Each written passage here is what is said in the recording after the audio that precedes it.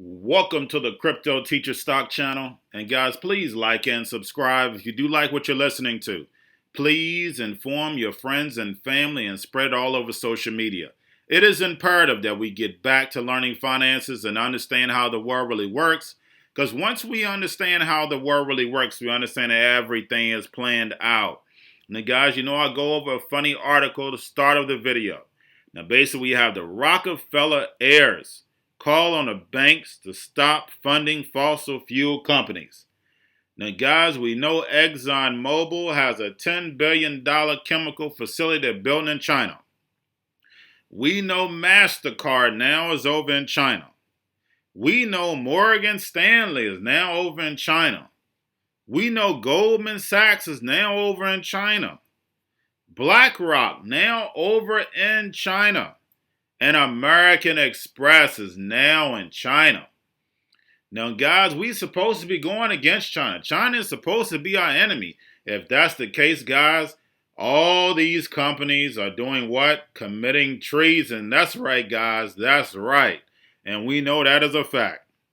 Now, basically, getting over into the stock market, basically, they did report that retail sales was up better than what they expected. Like I said, retail sales would move the market on Friday. But we know retail sales wasn't great, guys, because what? People have no money right now. So we know it wasn't great. But of course, they're going to hype it up a little. But we know tech is the one that moves the actual market. Now, we had Hertz pump and dump. Gets $1.6 billion Lifeline. So, guys, it went up, I think, $1.20. Guys, get on it and ride it. Ride it while you can, because it's going to move up. So I'm not your financial advisor. This is not financial advice. Do your own research. But definitely with $1.6 billion Lifeline, it should go up. Now we have First Citizen buys CIT Group and makes it a $100 billion institution. Now, guys, what I've been over, all this has been consolidation. Since the start of the C word, all these small businesses, all these small cap companies are getting swallowed up by the big corporations. That's the reason why they're doing SPAC, because this is their opportunity, just like the Shark Tank. That's why it's called the Shark Tank, because they're taking a bite out of your business. They become a piece of your company, and that's exactly what SPAC is doing. SPAC, instead of you doing an IPO, and you still owning a majority of your company, now these SPAC companies are buying into your company, so now they can control your company. So that's all this is, guys.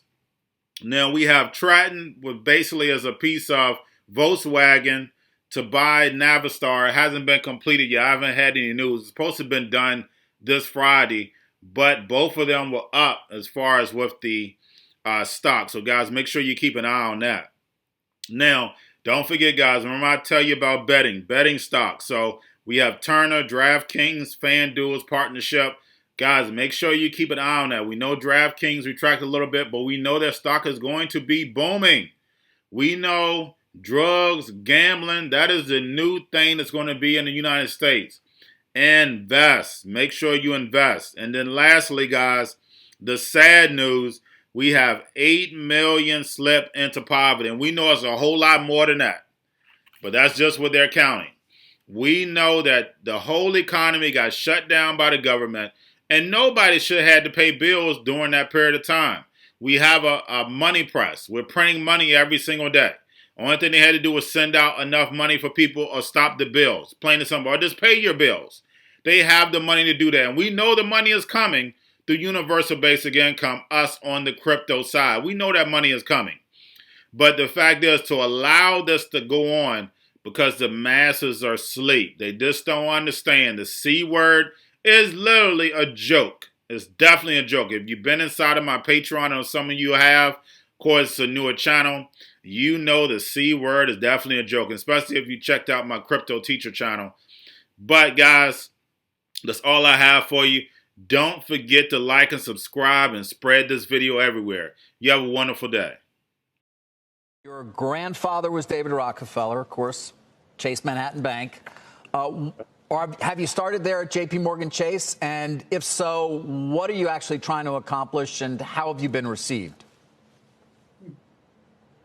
Thanks so much, and thanks so much for having us on this morning. Absolutely. JP Morgan Chase is the starting point, and for one very clear reason, which is that the bank is the largest financier of fossil fuels by far. Now, it's important to make a point that there's a difference between investing in fossil fuels and lending and underwriting to fossil fuels. And both sides of the house, so to speak, are important. In 2019, JP Morgan financed $65 billion to the fossil fuel industry. And what's so critical about that is that the money that goes in today that's lent to fossil fuel companies for the expansion of fossil fuel infrastructure and the ongoing operations of these firms establishes a trajectory which will put us far above the 1.5-degree temperature increase that scientists have told us is critical to maintain in order to have a livable world and a healthy economy going forward into the future. But they're not going to stop lending to fossil fuel companies, are they? Well, that's the thing, is they have to in order to not bring about systemic shocks to our economy. So there's a strange thing happening right now where the business world is still trying to wrap its head around the idea of climate change, that there are true risks to the economy that aren't just about transitioning away from fossil fuels. It's actually, as we've seen this year in California, widespread wildfires, increasing intensity and frequency of hurricanes. And if you think about an issue like global migration, 5 million refugees from Syria and the Middle East in the last several years caused massive political disruption in the European Union and led in many ways to Brexit, people say. So if you extend that, looking at the broader picture of climate change unchecked, what happens when we get 50 or 100 million climate refugees? What will that do to the global economy? So there's a very direct economic connection, which if banks such as JP Morgan don't change their practices, ultimately it's very poor business over the longer term. Valerie, without access to capital and access to financing from big institutions, many players in the industry would go bankrupt. Is that your ultimate goal here? No, our ultimate goal is to save the environment and try to help as many people as possible. And obviously, as Rockefellers, we feel a special moral obligation to try to counteract the damage that has been done by fossil fuels. But we've known for decades how damaging these are. And also, frankly, in the last decade, fossil fuel companies have already been losing money despite $500 trillion in global subsidies. That is tax dollar money around the world that should be going into protecting our environment and our health, that's instead going into propping up these fossil fuel companies. Where the money should be going, where we should have our focus, and the focus of Bank Forward is to, of course, not only dry up capital to dirty energy, but to put it into clean energy. I'm from West Virginia. Coal has been declining there. It reached its peak in the 1950s. There were 150,000 coal jobs then. The year I was born, 1971, down to 64,000 jobs. And now there are about 14,000 jobs in coal. The future is in solar. You create 3 times more, or other renewables. You create more jobs when you go into renewables. And that's what we want our capital to be doing.